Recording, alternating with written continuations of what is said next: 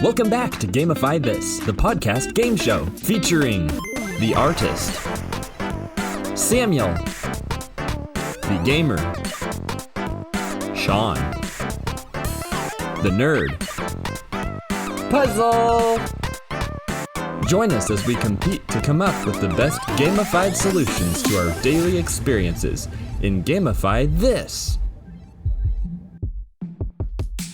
Hi guys, welcome, hello artists, gamers, nerds of all ages. Welcome back to the podcast. You were just introduced by me, but I want to tell you what to expect today.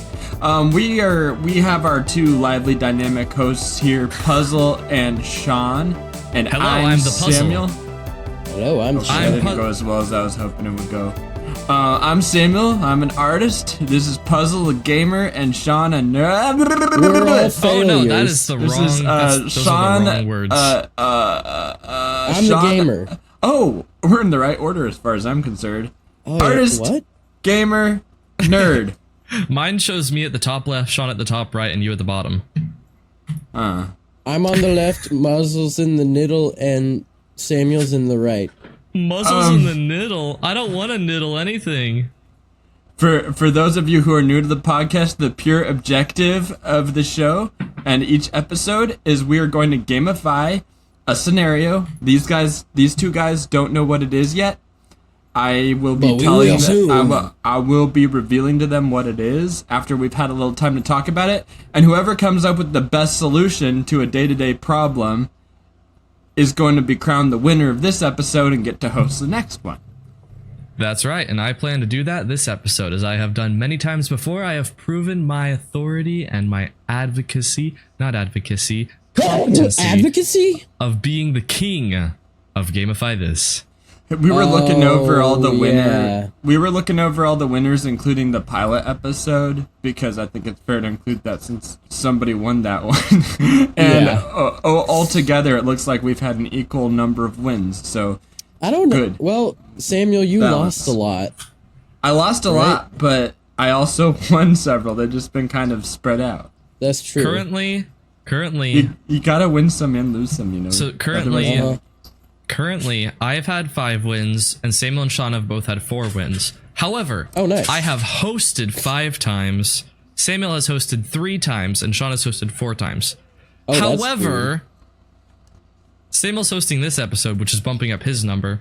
And you don't get to win one of these, so it's going to be 5-5-4 wins. So if you wanted the exact numbers, he just gave them to you, but I said basically we're all at the same. Basically, yeah, it's pretty even.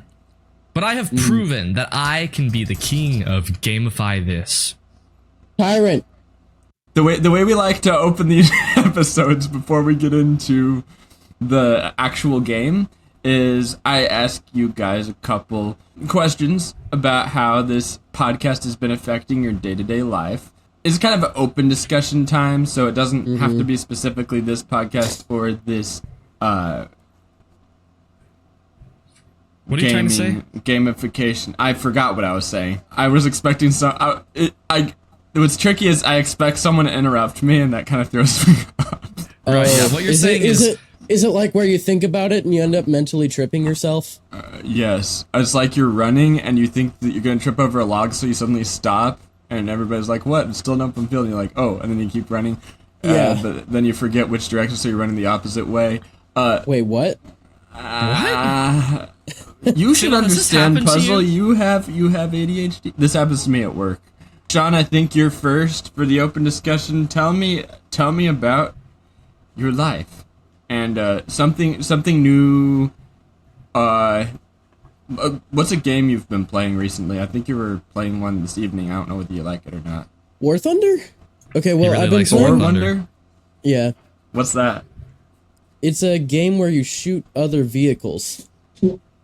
It's like So you can destroy?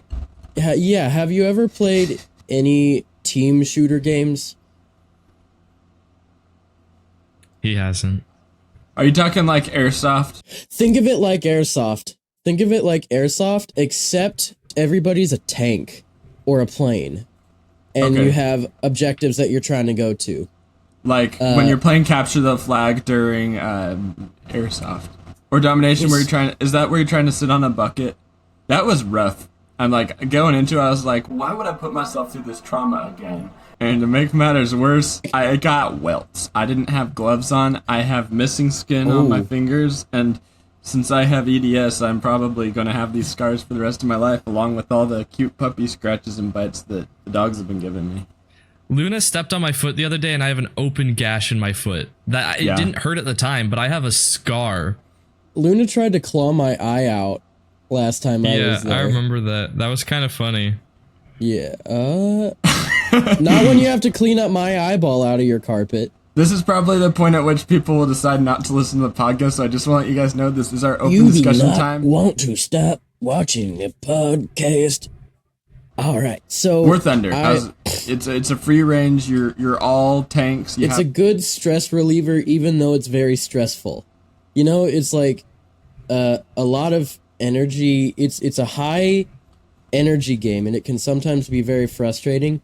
So it kind of helps me personify my anger when I have it and just get it out of the game rather than people. He does get very mad at that game. When you're not playing War Thunder, have you found other things, other channels like that like aren't games, but like the activities you find to do that are channels kind of like that? Because you talked about how it's how you find that your anger goes through it. I don't know. Although I have this mode that I'm trying to develop that kind of helps me cleanse myself of all of the, you know, whatever emotion I'm having. Because sometimes I just don't want to feel anything for a little bit because it's overwhelming. It can get really overwhelming and stressful, and that was part of how the depression that I had in 2020 kind of spiraled into making all of my school horrible. I'm developing this robot mode where I'm like, if I could look at the world with no feeling, what would that look like? And I don't do that for long, right? Because... Yeah, I was going to say, that could be... It's not good for a long time, but it's kind of like... It's a little like putting restraints on the anger.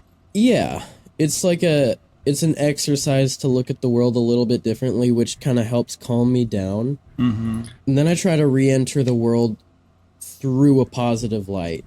When your dogs are fighting, Puzzle, with another dogs, and you gotta hold them off from each other, you gotta kind of come behind them and twist their collars so that they don't bite anymore. And that, for a second, gives them the feeling like, oh no, maybe something's wrong. You don't always have your dogs in a state of, I have your collar twisted and I'm holding you still. But for the moment, that's what you have to do to stop a fight.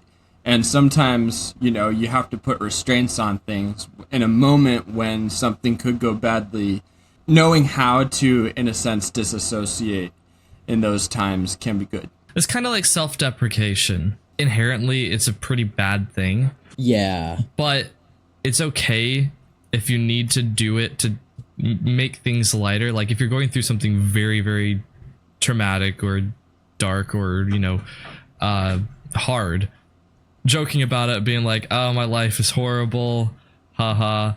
I'm the worst. But being in that state isn't great. Sometimes it might help to make things a little less serious. It's a little bit like using your brakes on the highway. Mm-hmm. Like, you don't want to come to a complete stop. No, but if you're going 80 on a 65, it's probably a good idea to brake, especially if there's traffic. And like, what was it you were saying, Puzzle? It made me think about self-deprecation. Yeah, self-deprecation, like being able to turn it into a joke, is kind of like turning your problem into a dynamic instead of a hindrance. It's a dynamic of the game. Like in Ori, there are monster bug thingies that you gotta fight, parasites and all sort of thing that you gotta fight as you're going through it, but they're part of what makes the game dynamic. They're not glitches in the game. Those are the things that actually frustrate me, like if the game freezes or I can't get him to run or something like that. Mm-hmm. Mm-hmm. But it's part of the game. And being able to tell yourself, this dynamic is part of the game, sometimes kind of helps. I have something to share when you guys get done. But what I really liked was close to the start, when you were describing the game to me, and you said, it's kind of like, and you didn't say, it's kind of like another game, you actually said, it's kind of like, and then you talked about something in your life. That was mostly because I didn't think you knew anything about games. Yeah, but that's what's good about this, you know? I'm learning about games because I know a lot. I know a lot more about life, and you guys are learning about life because you know a lot more about games. Oh no! Well, that's a little more Sean. You know more about games than you know about life. Actually, that is true at the moment because I don't have a lot of adult experiences. It's the inverse, though. You got the tanks here, and you say it's kind of like my life. Sometimes you're in your life here. Can you say, like, it's kind of like the tanks? And I want to give you a point. I want to give you a point for that. Like, I didn't just read that into what you said. That is what you said. You just said it the other way around. You're going to be 1 star from your trophy. Speaking of trophies, have started a concept design for yours. Oh yeah, for Samuel's trophy. Am I gonna make myself my own trophy? I have a skill for you. You just not made as much progress as Sean has. Oh. All right. We will hand it over to Michael. Hand it over to Puzzle now. Ooh. By the way, for anyone confused, my birth name is Michael. I go by Puzzle. Sean calls me Michael and Samuel calls me Puzzle.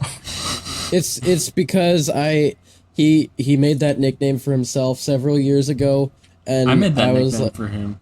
Oh, you did? You made that nickname for him, and he took it on, and I was just like, no, that's not Puzzle. You mean that's not Michael? That's no, I mean. I think Sean's come to the point of accepting you only as Puzzle now. It was like, it's not Puzzle, it's Michael, you know? Yeah. And I think I actually did that more out of ignorance than malice. I think that's how you do most things. No, just kidding. I'm giving you a hard time. You're right. I noticed, like, when you have, like, a nickname or something like that you go by for a while, you kind of become that. So that's one thing, like, I wanted to give him a positive nickname when he was younger, and I was like, you know what? You like to do puzzles, so your name is Puzzle. Also, you are one of the most confusing people on the entire Earth planet. And he is. And he's actually leaned into that after a multitude of other nicknames I tried to give him that he really didn't like. Jesse called him Puzzle too, and he's like, you know what? I do like this. Because that's a girl that called me that, and that's awesome. Puzzle, we've been talking about you for a little bit, but I think it's your turn to talk about yourself. In school, I'm building a website from the ground up. And this last week, I finished setting up a database storage system for my website. I made a Flask web application. This is stuff that I know well enough to do, but not well enough to explain quite yet. Yeah, but that's basically, fair. When you populate things on the website, they go through an engine that stores that information in a database, kind of like a spreadsheet, and then you can then access that data without having to go to that spreadsheet. You can do it all on the surface level without having to dig deep. And that's what the back end and the front end of a website are. Yeah. The front end is what you see in the back end.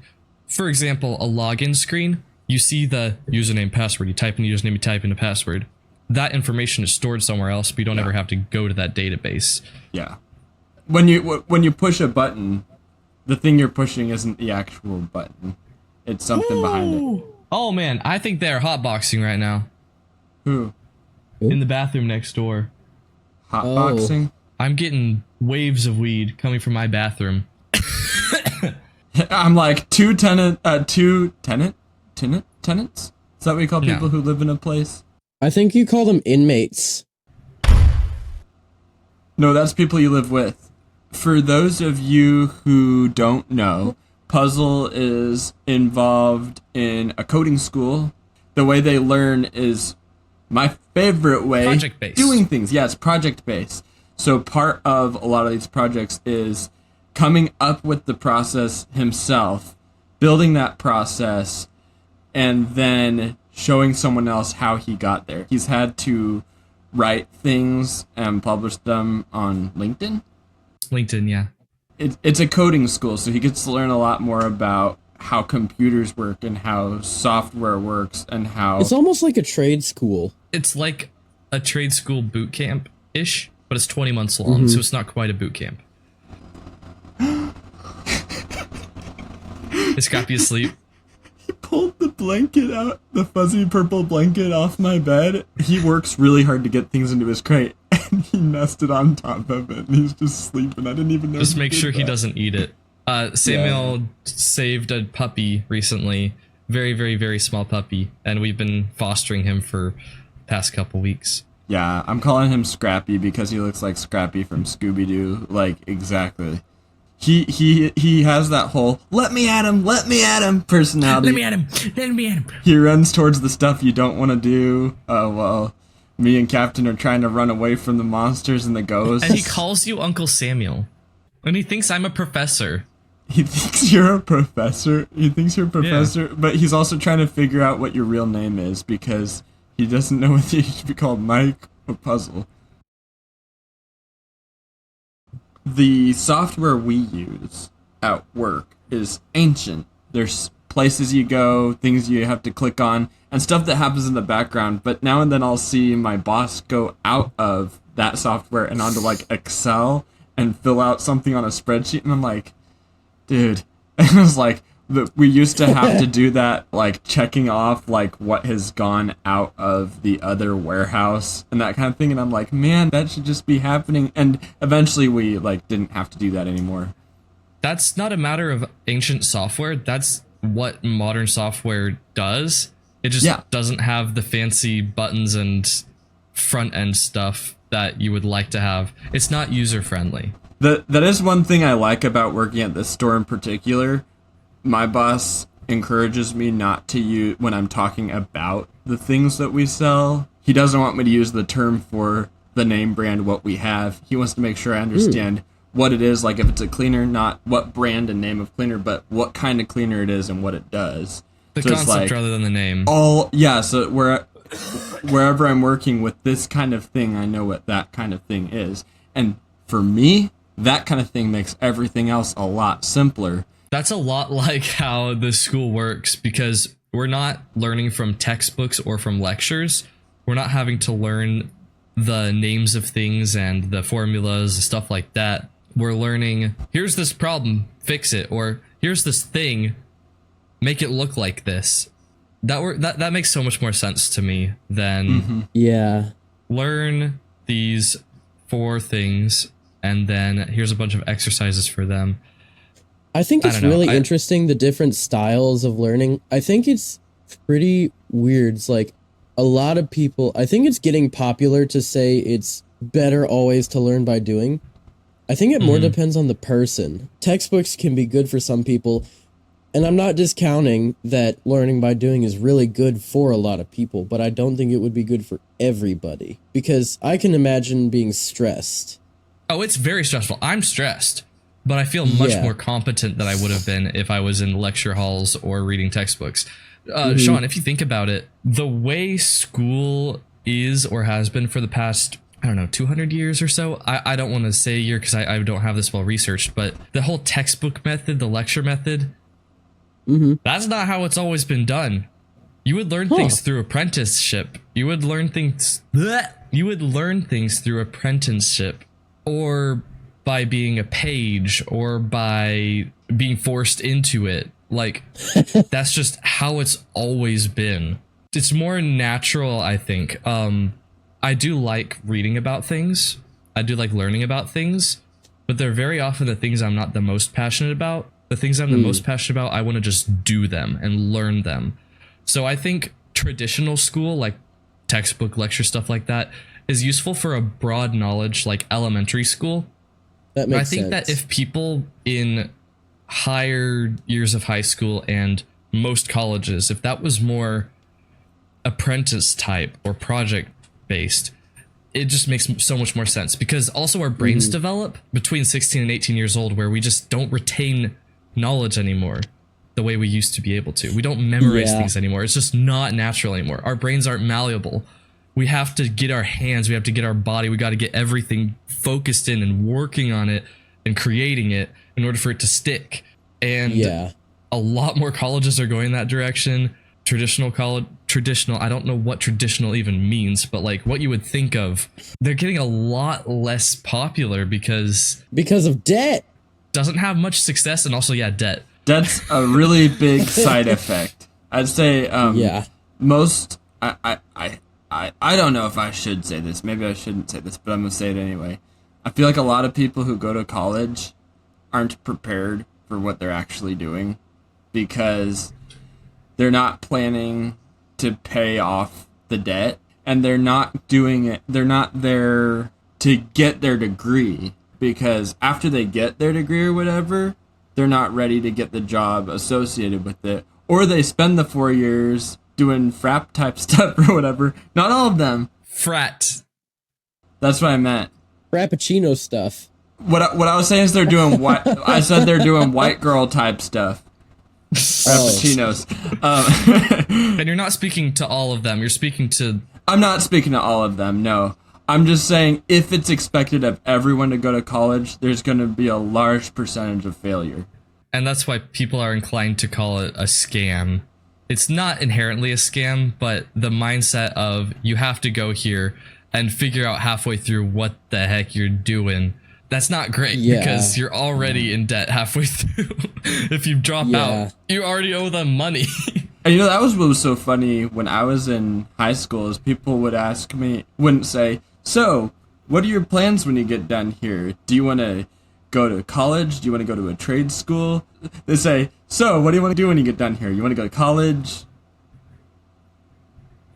Oh. And I'd say, no, and you're making me sound silly saying it, but I think I want to learn on the field. I want to learn in the field around the people doing the stuff. And now I'm trying to get some, work experience on the field around people who know what they're doing and ignore people who don't know what they're doing. I have enough of a work ethic that I'm like, you know what? I would have been one of those people who would have made it. It's really weird to me because I think college is a good thing. It's just, it's weird because when people pressure people to do things, college is a great path for a lot of people. But it just makes me feel weird when it's like the only way to life is to do it. It's kind of like society or American society in cars. Like, when are you buying your car? When are you getting your driver's license? What kind of car are you planning on getting? I always think about that with cell phones. Yeah, that too. So was that it that you wanted to share, Puzzle, about what you learned? Yeah. Finishing up learning how websites work and creating my own is pretty cool. I haven't done much in the way of gamifying my life this week. There's been a lot of family stuff and holiday stuff going on, so it's been whatever I do, I don't remember. So maybe I have, maybe I haven't. I've just kind of been flying by the seat of my pants.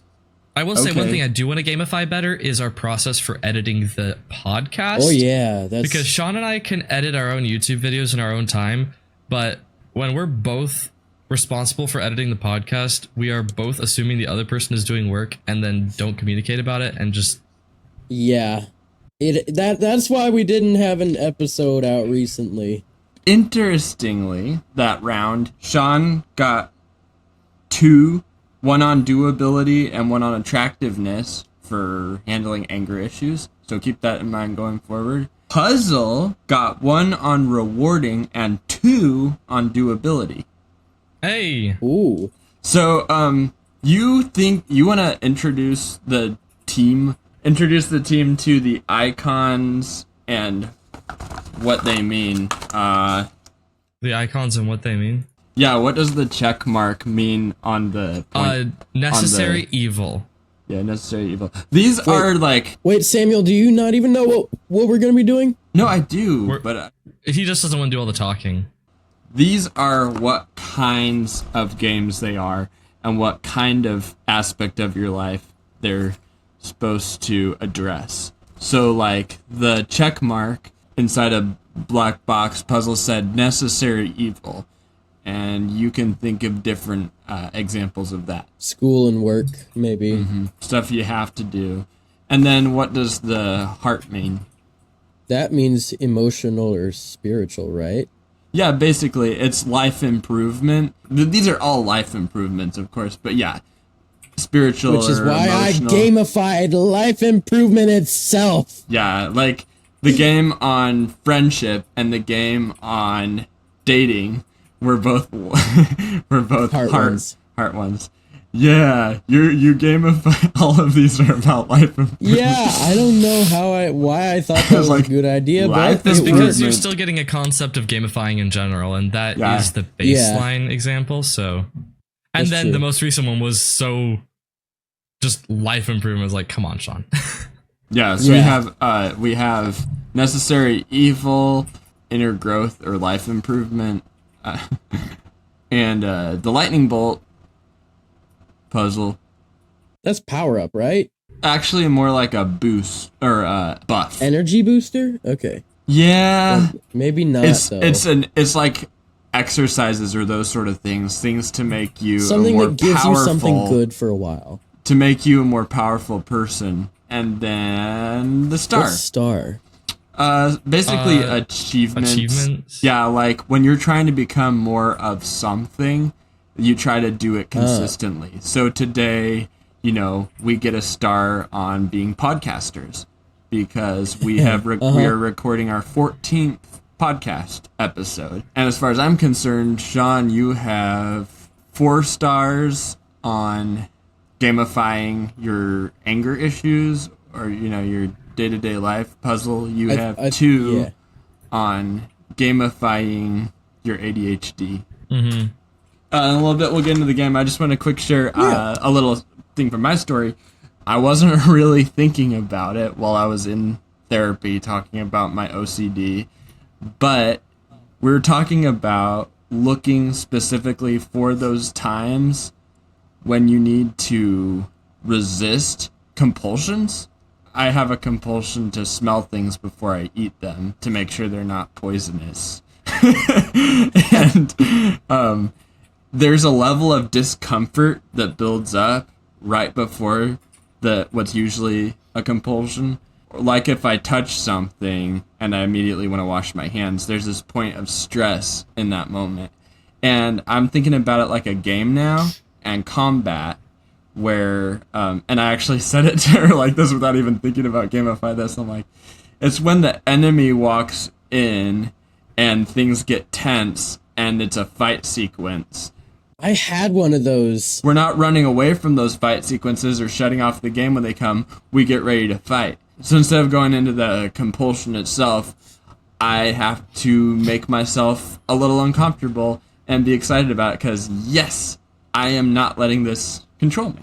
So, now that we got everything off of our chest, and you had one last night like that, Sean? That's cool. Oh yeah.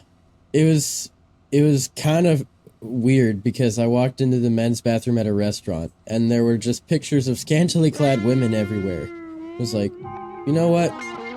I'm just gonna pee and get out of here because I don't feel like this is good for me.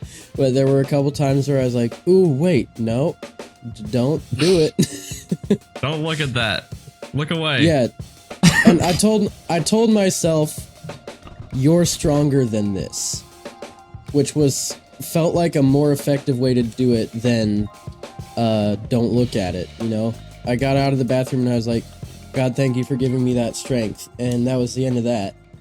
But I felt like that was a really successful skirmish with my personal temptations, which I've felt like I haven't had a successful one in a while, so that was a really nice... It's nice to have a success once in a while.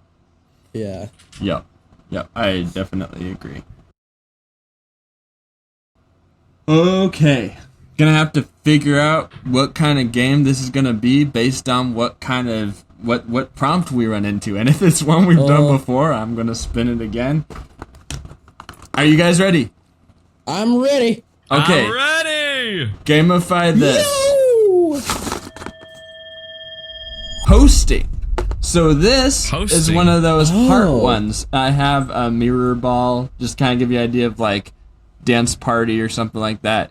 When you are the host of something, be it a party or something else like that, you get points, of course, for each of the different things you address here. This is specifically a life improvement. This is something that makes your inner life better, your social life, your your social health.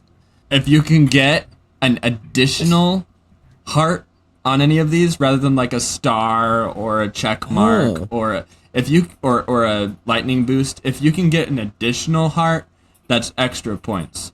Just remember that. I don't know if I quite understand what you just now said. He means that focus on the emotion, focus on the heart aspects of this game, and you'll get more points. And we've done this before. I kind of talked to you about it afterwards, going over the point system, but you would get extra points if you could make an additional way in which it is good for you internally. So if you make it, for instance, if the game improves you in a buff sort of way, then you get an additional point for that. If it improves you in an achievement sort of way, or you say something that makes me think a little bit more about achievements, it's really a lot easier as we play it out than it is to describe it. Don't worry about it. Don't worry about it. We mastered it last time that we did this, but that was without me telling you to do it. So I just want to see what you guys do. For the first one, we're going to say you are hosting a dinner party, just a casual dinner party. You got to think about like the kind of people that will be there, what kind of stuff you're going to have available, and I will give you some minute good. Sure. Okay, and that is time. Who's ready first? I can go. Do you guys have names for your games? It's called Anxiety, and I will tell you why once I'm done. It'll become apparent. It's got a... that's a bit too vague. Puzzle. Only I can judge him. Only God can judge him. And in this scenario, I guess you're God? We're all gods when we're hosting, in the sense of a little god who can just manipulate a little bit. We're not that important. Yes, the game. Anxiety. Sean, sorry for that rude interruption.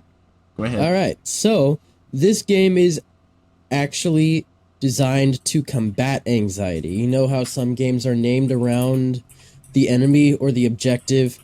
Like Macbeth is named after the evil guy, because it kind of focuses on him. But this is focused on using things that seem hard to neutralize your anxiety and others' anxiety and make it feel more homey and actually like a social gathering rather than a I have to be here and I hate these people kind of thing. So, when you're cleaning, you can use your cleaning to target specific areas where you're like, you know what, I should have been cleaning this. If you have an area that's really dirty, clean that, because that's gonna be like, what? Let him keep going. Objection. You are favoritizing Samuel's gamified cleaning method that we have discussed in a previous episode. I want to call that appealing to authority. No, you're trying to get on his good graces by using his gamified solution from a previous episode. This is manipulating the system. You're buttering up the judge. This is not fair. I am putting my hand down on this. Puzzle, this is the system, and we established this long ago. And you established it! I prefer my method! Puzzle established, you can steal from your opponent, and we kind of both, I know at least I established long ago that appealing to the judge is acceptable because they like to hear that their game is being played. Now, Puzzle, don't make me take points from you for interrupting Sean twice and getting him off his track. Okay, well, I have not yet, but that is your last audience, go listen to that cleaning episode after this one's done. It's a good episode, but I should have won that one. Wait, didn't I win that one? You did win that one. I lost. He's trying to make me feel better. Continue, Sean. So, the cleaning game is based around 3 rounds, so it's like or not necessarily 3 rounds, but if you need to do something like to prep for it, you know, cleaning up a stain involves many things. And I don't want to go into too much detail, but you can create as many rounds to clean that area, however big the project is. You can clean a room or just anything that has been weighing on your mind.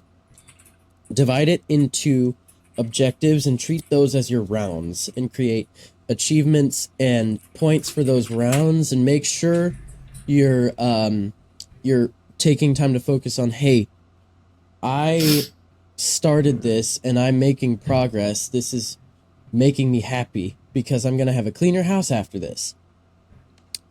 The intentional atmosphere of your party is designed to make things welcoming. You don't want to show up in an alleyway. You want to have a really nice, like, awesome place. Not necessarily that it has to be flashy, but just that it's cozy. You know, maybe you have a fire going. That can be a couple points for you. Maybe you have some atmospheric lighting and a speaker going on and stuff like that. Those are all things that you can do to create an intentional atmosphere. And themes help. If you can, you kind of unite that and bring it all into one idea, that helps that theme be cohesive, and it helps it be even more welcoming. You do this the same way. You treat these creating an atmosphere as not projects, but things you do with the rounds. Like if you have to go get the lights and put them up, and go get the fire set up and stuff like that. These are all miniature objectives. And finally, socializing is made to create safety. We've all had this experience where we show up at a party and we hate everybody and we don't want to go, we want to go home. Yeah. Or we don't know anybody and we want to go home. Or you don't know anybody. That's fair too. That happens more often for me. Puzzle? Yeah. Well, he was talking for a long time. I just thought... It's true, though. I'll allow it. So, socializing is made to create safety. This helps you if you have a optional group game, because that's an avenue for people to, like, kind of shy people to come into the circle. I'm a shy person myself around people I don't know, so that really helps me.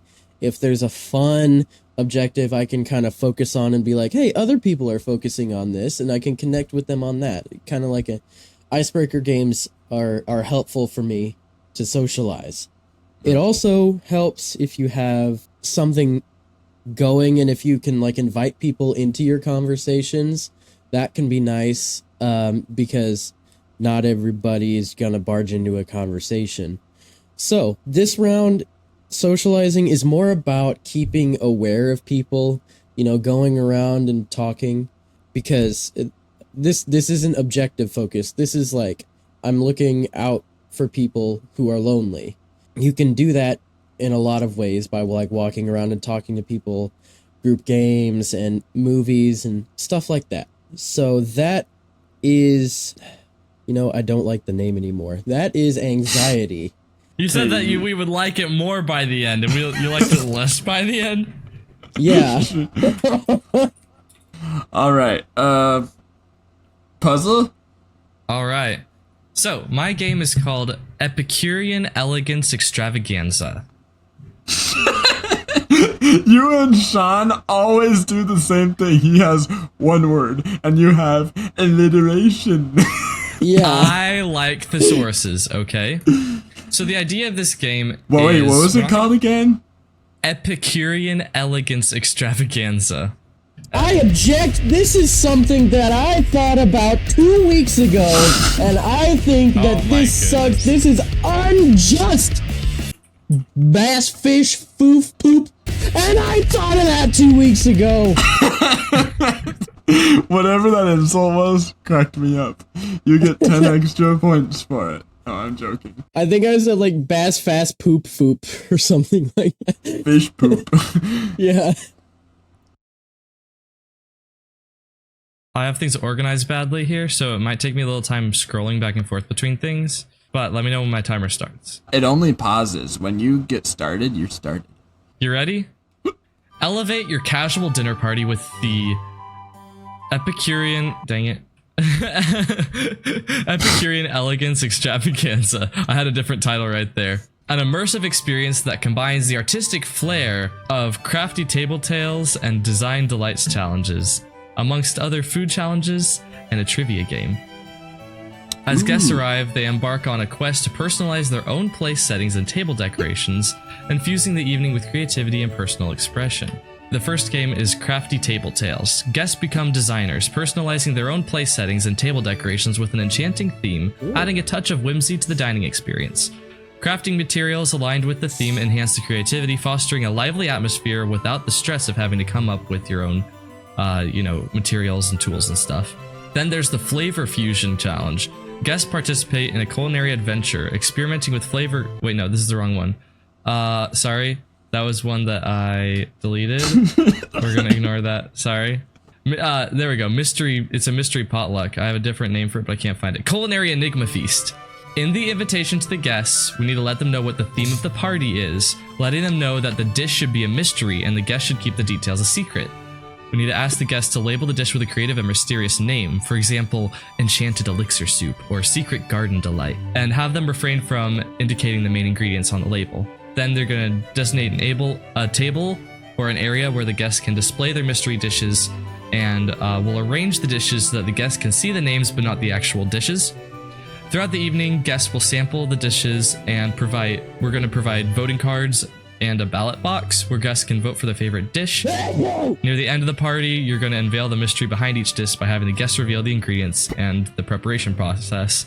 And different prizes and awards can be given, like most creative dish, best tasting dish, best presentation, most revolting, stuff like that. Revolting? And the third game is just a trivia game, Trivia Tapestry. Create a lively atmosphere by hosting a trivia tapestry game. Prepare a set of fun and diverse trivia questions related to the topics of the theme you chose for that dinner party, including pop culture, history, and maybe even some personalized questions regarding your guests, like what character does Sean most resemble if this was a monster party? What kind of monster would Sean be? Stuff like that. Encourage the collaboration and friendly competition as teams work together to answer questions. You can customize the trivia to fit the theme of your dinner party and include inside jokes to make everyone seem happy. Feel happy, not seem happy. Feel happy. You want people to feel happy. Don't make them seem happy. You don't want it all to be a facade. It needs to be real. Real friends. Real experiences. That's what this game is about. That's why I'm so passionate about it. You choose the theme. You get to have them create things. Create an experience by creating things. Their table decorations. They're putting their hands into it. They're laughing with their friends. They bring their mystery potlucks. They bring their enigma. They bring their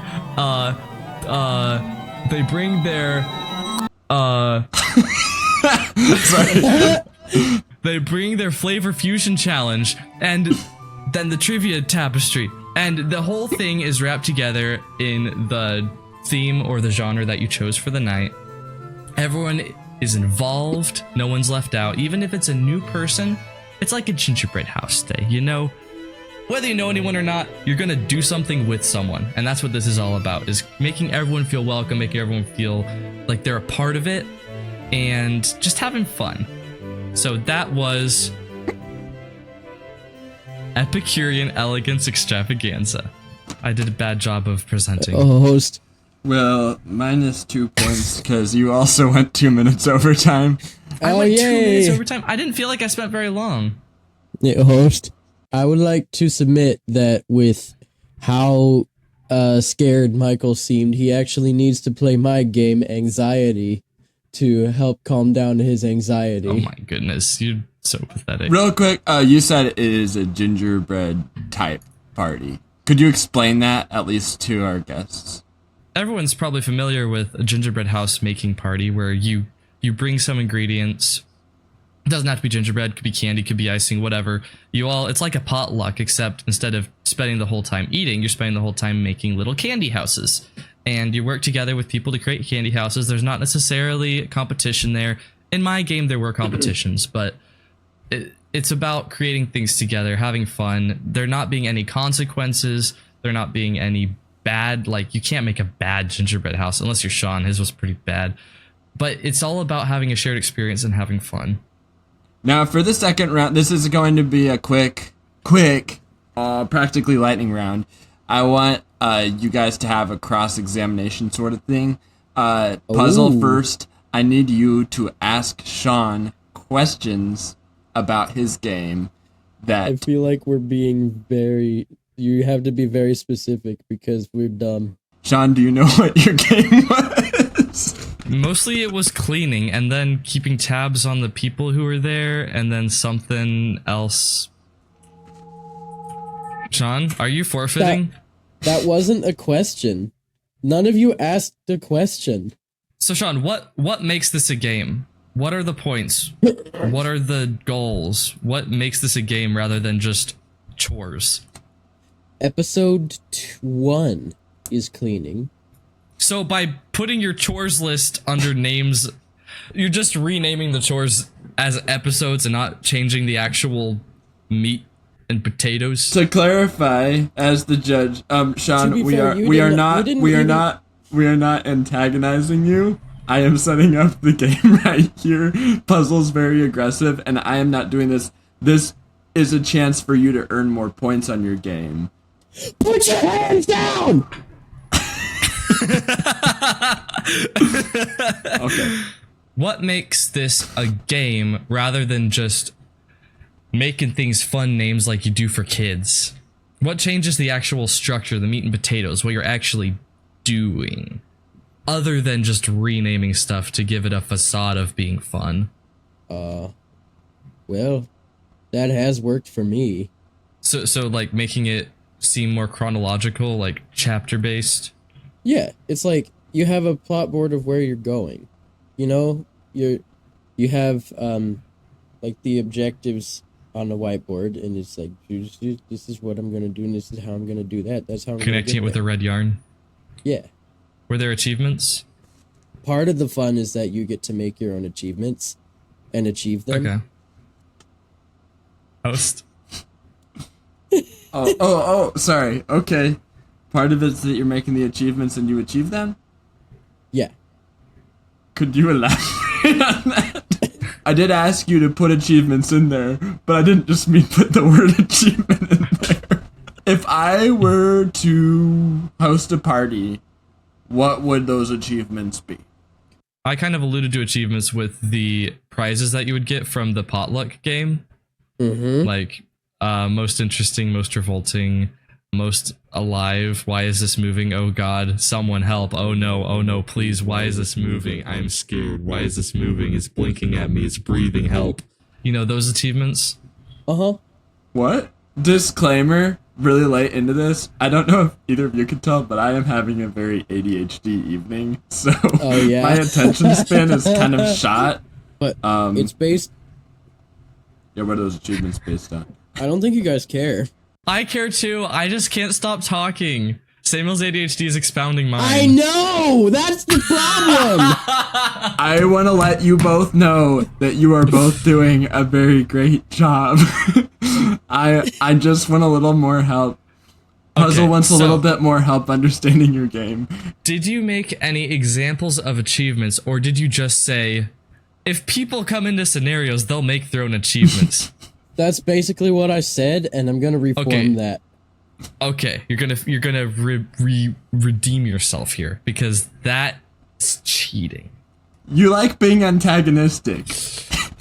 I'm not trying to be antagonistic. You are making yourself the enemy. Are you sure? I'm trying to be friendly. Wait, what does it look like when you try to be annoying? I am sorry though, Michael. I do love you.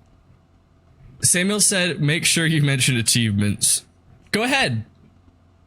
Achievements. No! That is exactly what you did before! Puzzle, give him time. You are badgering the witness, and he is flustered, and I am that a makes badger. it difficult for the badger to think.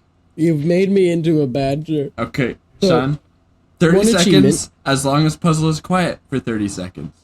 Alright, there is one achievement where you have a cohesive theme that makes things more welcoming.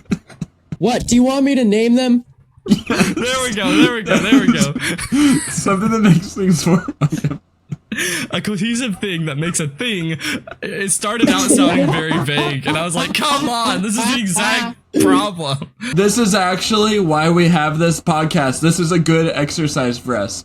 Because Yeah, it is. in our life, in each of our lives, your life, say very Puzzle's vague life, things. and my life, we have vague concepts, but they are not measurable. We can't explain them to other people, and so they don't actually exist. Our mind is more messed up than the imperial system. To help make our plans yeah. exist a little better, we have to be able to put them into words. Yeah. So that one is called Welcome for the cohesive theme of your party. Is that the full name? No. Sorry. And then there is Life Raft, where you visit 5 lonely people and talk to them and try and bring them into conversations. Or if they don't want to do that, you can just leave them alone or, Puzzle cannot be quiet for 30 do seconds. its best with them. I didn't say anything. That's a great That's callback. No, but still, that's a great callback to your Making Friends episode. With the planets and going around in the That's submarine and true. making friends. Yes. The cleaning one is... Maiden Master 3000. That is, squeaky squeaky for having a good environment that you can use again. And then there is Triumph from Tragedy, where you are cleaning and you're like, I hate cleaning and I hate my life and I'm gonna go sleep now. That's when you can be like, wait, no, I'm thinking of gamified solutions to figure out how I can clean the house. Awesome, very good. You're mocking yourself. Okay, very good. That's time. That's time Yeah. for you, Sean. I going had to one achievement pivot. for each round. So we believe you Yeah. now, okay? I'm glad you Okay. were able to. I already had it down. Sean, it is okay. I already had it down in my achievements area that this event is supposed to be rewarding. Okay? Okay. Probably because you said it is and you used the word achievement, but I'm glad you could elaborate on it because that's what gets you an extra point. Okay? Okay, that's good. Okay. I'll be right back. I have to go get some Mountain Dew. I think it might help me, but I don't know I'm for gonna sure. go pee. Wait, I just realized that since my podcast personality is kind of like the angry guy, it's really appropriate that I have red lights all the time. Wait, that's your podcast personality? I thought that's just you. Okay, Puzzle. Get ready. Are you ready to be examined? I am ready for you to examine me. I'm not. Sean, cross-examination him. Michael, your game, I am wondering, it deals with one aspect of hosting very well, but it does not deal in the chore side of things, which are... Hang on. Your Honor, he's having trouble coming up with something wrong with my game. Oh. Sean, if you weren't so funny, I wouldn't laugh so much. Oh, thanks. It deals very well in what it is, which is the socializing. It does not do so well in preparing for the party. How would you do that in this context? Good sir, have you ever heard of the Maiden Master 3000? I personally thought that this week we would just focus on the dinner party itself and not necessarily, like, we are gamifying the dinner party, not gamifying getting ready for the dinner party, after the dinner party, following up with friends from the dinner party. Those are all different topics. I'm focusing on the dinner party itself because I feel like it would be too complicated to have multiple games in this one game. There are multiple games, but they're all the dinner party itself, like how you would structure the party itself. To be clear, I am not against preparation being part of the plan because that's part of what I would want to gamify myself. Right. I just thought maybe this episode, since we so recently gamified house cleaning, that it would be a bit redundant. So, you whip out your Maiden Master 3000, you clean 5 things in the apartment or house, and you're good to go, and then you can get started on Epicurean Elegance Extravaganza. Nice. Nice. What if you have someone who is uncomfortable with all of these things? They probably wouldn't come because you're going to make the reputation of being this insane planner and having these big parties. And But if they aren't comfortable with it, they're either going to be pressured into participating or leave. And in that case, get better friends. My camera died. You can go ahead and ask your next question as you replace your battery. What happens if all of the dishes that the people made are bad? Will you have any backup food? Yes, I forgot to mention that. The potluck dishes that people bring would all just be sides, not entrees. I would still provide the main food because it's a dinner party. I'm not going to make everyone provide all the food, but they're going to be like fun snacks, dessert, sides, stuff like that regarding the theme of the party, so that just in case things are bad, people aren't forced to have that as their only option to eat. But anyway, yeah, you as the host and maybe one or two other people you'll assign to bring the actual food, so that you're not spending a bunch of money or time preparing the food. And of course, a party like this won't be very big, maybe 20 people max. Based on Sean's questions and how you didn't answer them, I have a feeling you're not really ready to actually host this party. The concept of the party is really good, but the ability to actually host it. So, is the prompt Gamify a dinner party or Gamify hosting a dinner party? Hosting a dinner party. So this is supposed to be more in the preparation side of things. It should be able to include the preparation side of things, because especially if you're asked, okay, now how would you prepare for this, you want to be ready with an answer. Remember, the theme for tonight is hosting. The first level is hosting a dinner party. I think part of the issue for me is I myself find this as a more nebulous concept, so I'm having more trouble trying to narrow down. I know, but kind of like with Sean's being able to put it into words, I want you to be able to put the words into action. If Sean is able to put into more words what he wants, he has a clear understanding of what he wants and he can go that way. If you are able to get things ready and set up and make a system for the things you nebulously want to do, then you're more likely to do that. Then you'll actually be able to do that. So that's what that cross-examination told me is. I gotcha. We're exercising a weak muscle. Okay, phase 2. You want to host a guest as a person you don't really know. The scenario might be you met them on the street and they needed a place to stay. The scenario might be they're traveling and they needed to stop in on a mission trip or something like that. But you are hosting a guest, somebody that you don't know super well, so this isn't a friend of yours, and they're living with you for a little bit. All right, who's ready? Well, Sean was ready first the previous one, so I might be ready. Good job, both of you, on being ready. Okay. Michael, you suck. Okay.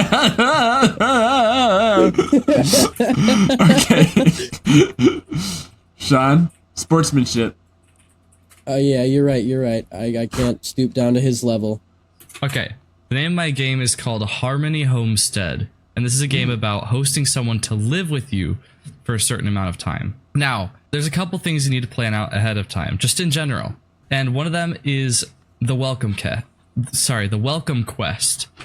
Creating welcome kits with essentials and a personalized note. Just do that today so that you're ready for when the situation occurs. Just having an extra toothbrush, toothpaste, essentials. Make sure you have what another person might need just for this kind of scenario. And then when you do have enough time to know about this person who's going to be with you, make a welcome banner and plan like a nice meal for the first day they're going to be there, just so that they know that they're welcome. That all goes under the welcome quest. Next is budgeting. You're going to collaborate a budget together, and the objective is to successfully manage a budget for the duration of the stay. The tasks will be collaboratively creating a budget, allocating budget points for each spending category, and sticking to the budget while also finding creative ways to save or repurpose resources. Next is the activity adventure. The objective of this is to foster connections and create shared memories. Tasks will include creating a bucket list of activities both the host and guest want to do, design a map or checklist to mark off those completed activities, and award points for each of those completed activities with a special prize for reaching a certain threshold. Next is the skill exchange quest. The objective of this is to share and learn new skills from each other. These tasks could be identifying which skills the person wants to learn or teach, set up a schedule for skill sharing sessions, and award skill points for each new skill acquired. So like if this person who's staying with you is a missionary like you mentioned, Samuel, maybe they might teach you some stuff about public speaking. Or if this person is like an ex-writer, they might teach you something about writing, stuff like that. And you can award yourself skill points for learning that. And then maybe you could teach them something that they can get skill points for. This next challenge is, I think, one of the most important ones, and that's the Mission Possible challenge. The objective is establishing goals and creating an exit plan. These tasks will include collaboratively setting short-term and long-term goals for the visitor, creating a visual representation of these goals, and discussing and finalizing the exit plan, specifying the exact date of departure so that they don't overstay their welcome and you don't feel stuck feeling like you need to foster care for them beyond their stay. Scrappy Samuel, the puppy needs to leave. And then next is the gratitude quest, and the objective is cultivating gratitude and appreciation. These tasks will include keeping a daily gratitude journal, noting positive experiences, sharing gratitude notes or affirmations with each other, and celebrating milestones with a gratitude-themed party. The goal of all of these is to create a supportive and enriching experience for both parties and making it doable and fun. Jonathan. All right. Ready? Parks and Recreation. Copyright. Park projects. You ready for this? I'm ready for park projects. And going off the beaten path, he made this 2 words. This game is centered around one big whiteboard, and you are designing a park with your guest. Now, the kind of park you want to have may center around what they're doing there. If they're a missionary, it can be a Bible park. If it's somebody who's come down for a fishing trip, you are making a fishing scene. You get an achievement for creating the right environment for the right people. Part of parks is resource management, and that is the shed on the warehouse, and you gotta put a shed somewhere on the park. So you imagine going into the shed. This is where you store all of your necessities, like I like the park you're building. Keep going. We're in a game inside the game. This is where you build your budgets, your necessities, your food. This is where you build everything that is not fun. So this can do anything, and it is a place where it's fun though, because it's in a warehouse, and it's like, this is a resource management game. So it's a game inside a game inside a game. He's building a memory palace puzzle. You have your community center in the center of the park. This is where you put all of your communal activities. This is where you figure out, okay, what do you want to do when you get here? It's like, we have an icebreakers section over there. We got a skill sharing idea over here, and we got televisions over there in aisle 2, and stuff like that. And you can go pick things out. You can come out with them, and then you can do them together. And the community center has lounges and stuff that you can hang around in. And then you have the part of the shed is the maintenance area, and this is designed to make things necessary fun and easy. You get achievements for using the warehouse stuff right, using the budget right, using your food right, doing not a diet, but like a food plan. That makes stuff less stressful and more easy when you do it right, with the right amount of effort. Like when you use a wrench, you don't want to crank it too hard, because you could break something. If you use the wrench right, you get points for that. The rest of the park, these are the only two buildings that are stationary. Well, actually, the community center is the stationary one. The shed, you can put it wherever. Then you create an atmosphere around these buildings with events and locations that you want to visit. You get achievements for experiencing unique things. And this is park projects. It was memorable. I don't know that I don't know that it was actually doable, but it was memorable. So if you can use this memory palace effectively, you can find out in your own life if this is doable. And you write all this down on a whiteboard so you can see it, and then another palace. There's just too many levels. No, he said that initially. This whole park is going on a whiteboard. You're drawing the garden, and you're like, this warehouse, that's our budget, blah blah blah. Warehouse. This thing is this thing. All I heard was the warehouse. I tuned out after the warehouse. The point is that you draw out your trip, your stay on this park. Put the whiteboard in the living room or something like that. Yeah? If a werewolf is a person who turns into a monstrous wolf, what is a warehouse? It's just like meow, I am a house. Okay, guys, in a second here we're gonna have our pop quiz. Start talking to them about the Q&A while I get this pop quiz ready, okay? By the way, I think it's worth mentioning, did you guys know that if you are on Spotify, you can watch the video version of this for free? It is the deluxe version of the podcast, and we would like more people to be listening on Spotify. You would be getting way more worth your money because we put a lot of time and effort into these video episodes. But also on Spotify, underneath the episode, there are polls with multiple choice questions, and there's a Q&A box. Samuel will now proceed to tell you what the poll is for this episode and what to put in the Q&A box. We would love as much interaction as possible because they are very fun to do, and we've been doing this ever since episode 11, I believe. So Samuel. Are we doing just one poll per episode? We're not able to do more than one. Okay. The poll, in the poll section, underneath the thing, you're going to, and I have done it too, vote. That's what a poll is, in case you didn't, I didn't know what it meant for the longest time. So, an etymological question regarding our topic of hosting. Where did the term host come from?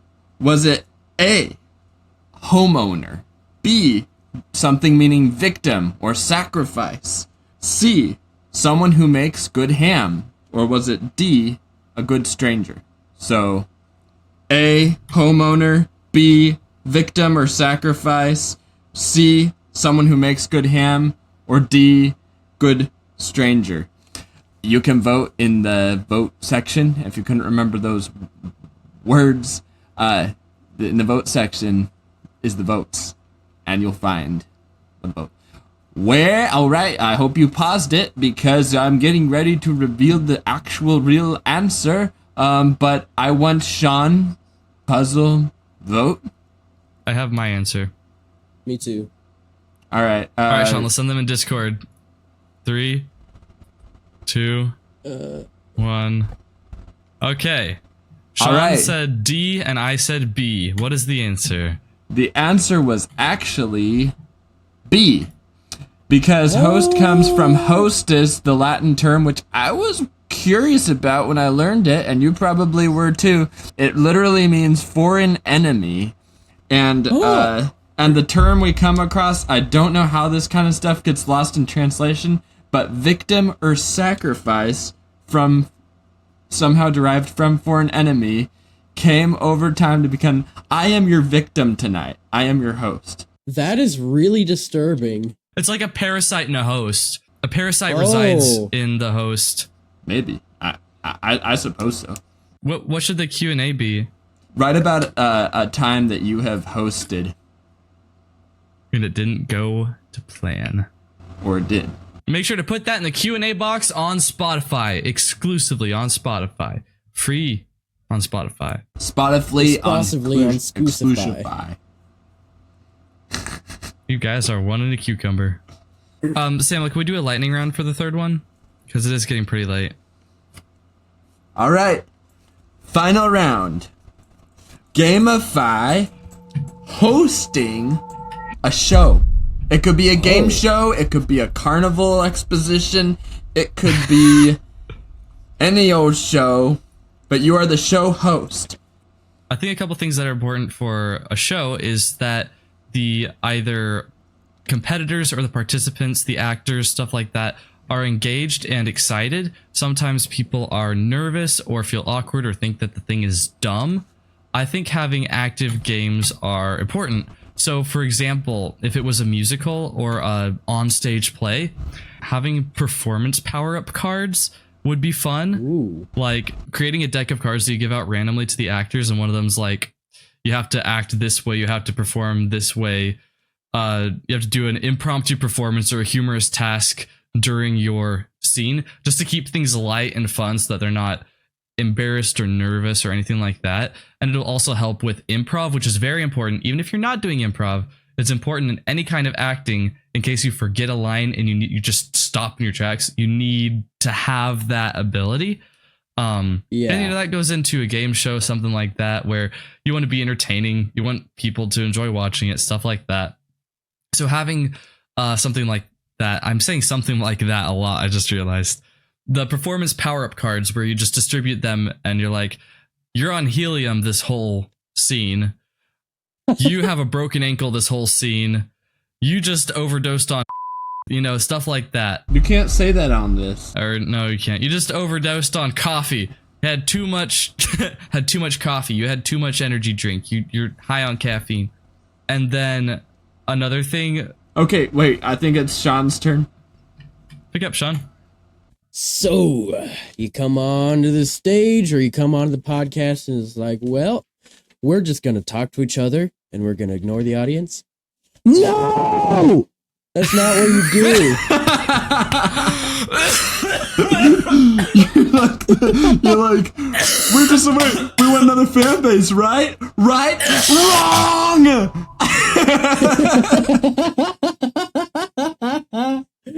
Are you okay, Michael? Sonic Ray just really wasn't expecting that. You caught me really off guard.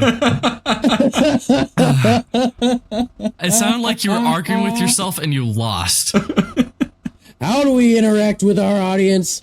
We talk to them, we look at them, and we make them uncomfortable as long as they've consented. If they come into this play thinking, this is going to be a passive audience, let's not do that. Let's have this active. Let's be like, tossing tennis balls back and forth and like throwing baseballs all over the place. Let's not hurt people though. Let's have the ability for an audience member to be like, hey, I'm gonna change your situation card. That way that audience member is like, oh, I altered the scene, which is a little bit more improv, but not too improv-y because you can't change the dialogue. Okay. Now, what about something like this, where we aren't in current interaction with the audience? We're pre-recording this and the audience sees it weeks and weeks later. We look at them. He was like Kenneth Copeland. We look at them. We look at them. And we maintain eye contact. We make this engaging for them with events like polls and conversation. How are you guys? I knew you would be good. That's very good. I'm glad to hear that. We want some sweet All right, and tea. then that. You son of a... I didn't understand that. All I heard was you.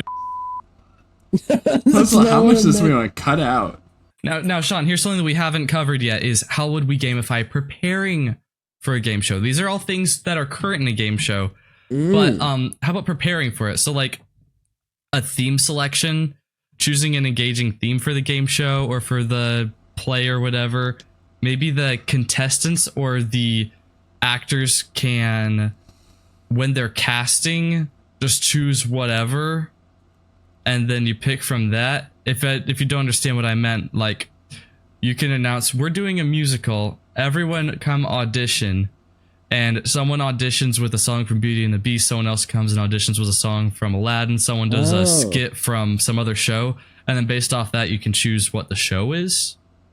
Oh, how that's would we an gamify interesting preparing idea. for the show? With interaction with the contestants or the actors, something like that. I like the idea of turning the selection into a group game, because these things are very social with the cast. So what if we do something like the hat drawing game, where we put our names in and then we draw like charades or something like that? I don't know how we would do this, but based on how people perform, that's how we choose the play. Based on how you perform, that's what you do. That's what you do. I think Michael's gone. Sorry, I exploded. Puzzle, can I want to interject? Can you help Sean extrapolate a little bit? I feel like I've been having a hard time tracking this evening, and I need simpler terms. So what he was saying is, we announced that there is a game show, or we announced that there is a musical, there is going to be an improv, there is going to be a Shakespeare play, whatever. And all the people who are like, I want to be in a whatever this is, they come with their own excerpt of their favorite show, musical, Shakespeare play, whatever. And the host, me or Sean or whatever, who are putting on this show, we get to vet from all the people's, what's the word, auditions, where one person does a Taming of the Shrew excerpt, someone else does a Much Ado About Nothing excerpt, someone else does a Henry the 15th excerpt, and we choose from that our favorite performance, and that, sorry, what did I say? Henry the 14th? Well, Henry the wait, 14th. don't let, I'm losing track. I still don't understand. Okay. I say that we're going to do a Disney musical, and then all of our friends come in and they sing songs from different Disney musicals, and I'm like, you know what? You performed this song really well. That's the musical we're going to do. And that's how we choose what the musical will be. If it were musicals. And then if it were like...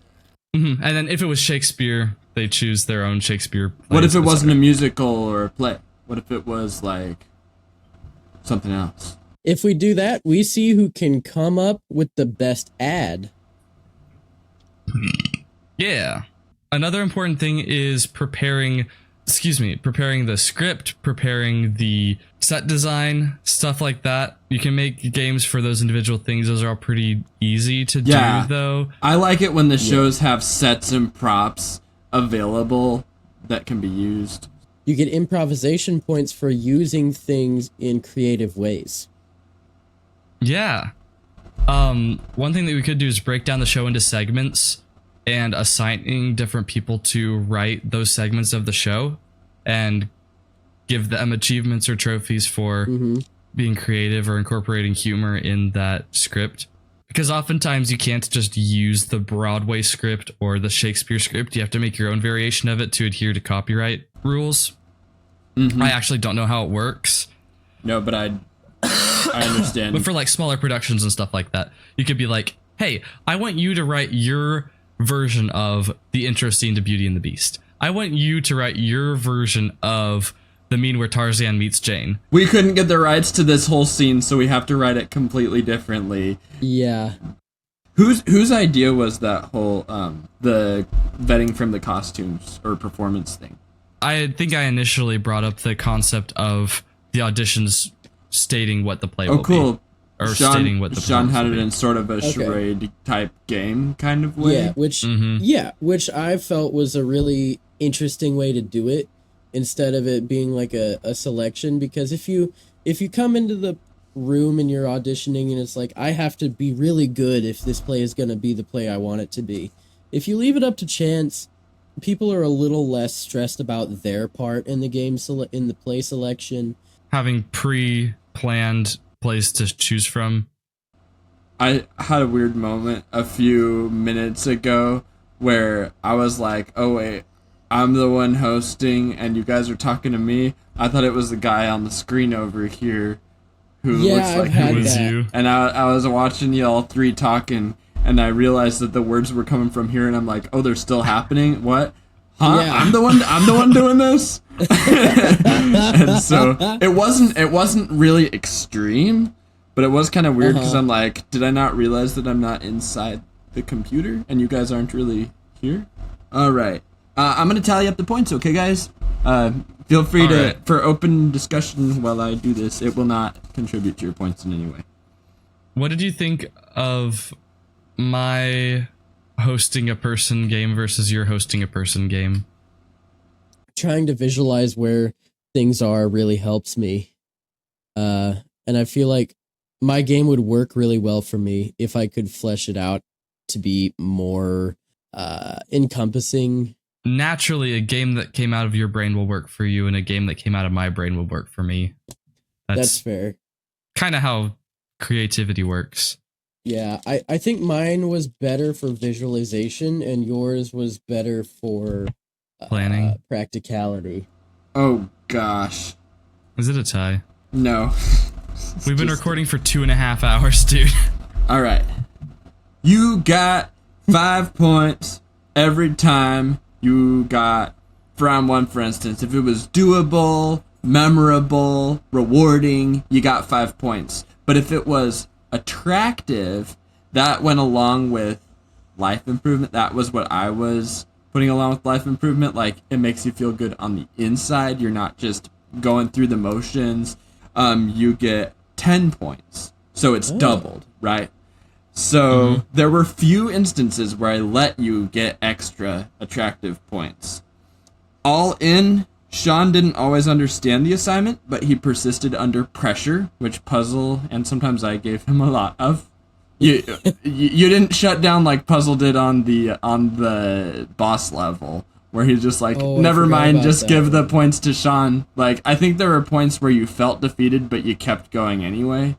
That happens a lot. But you kept going anyway. Like, you made sure we heard you out.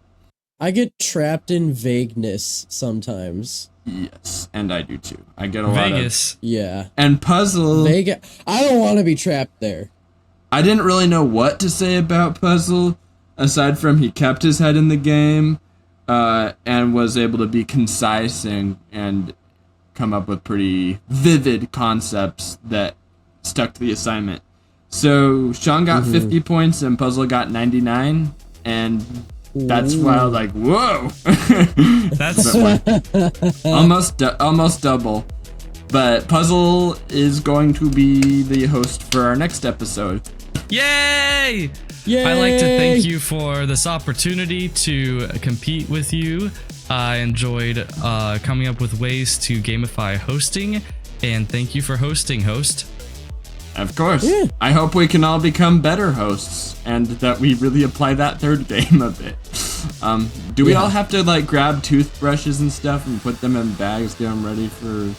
Yes, because you haven't been brushing Scrappy's teeth, have you? Yes, I have. And thank you for joining us on Gamify This. We learned a lot today about hosting, and I hope you did too. Follow me on Sam McClaws Tuner on Instagram, Moser Meadows Records, everywhere else. Follow Puzzle on Puzzle MTM on YouTube and everywhere else. Follow Sean on 10 Tiny Potatoes on YouTube. And as we always say, at the end of these episodes, game over.